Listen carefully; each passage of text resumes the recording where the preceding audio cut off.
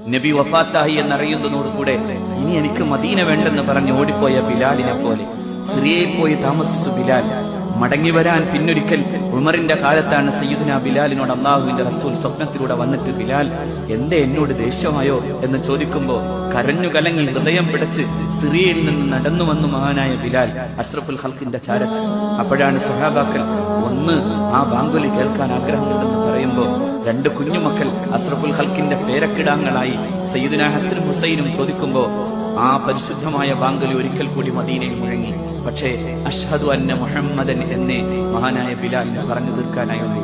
അപ്പോഴേക്കും പൊട്ടിക്കരഞ്ഞ ബോധരഹിതനായി വീഴുന്ന ബിലാലിന്റെ ഇഷ്കിന്റെ മുമ്പിൽ മരണത്തിന്റെ അവസാനത്തെ സമയത്ത് ഭാര്യ കരയുമ്പോ മഹാനായ ബിലാൽ പറഞ്ഞു, എന്തിനാ കരയുന്നത്? നാളെ ഞാൻ എന്റെ മുഹമ്മദിനെയും അവിടുത്തെ പരിശുദ്ധരായ അനുയായികളെയും കാണാൻ പോകാണ് എന്ന് പറഞ്ഞ സയ്യിദുനാ ബിലാൽ.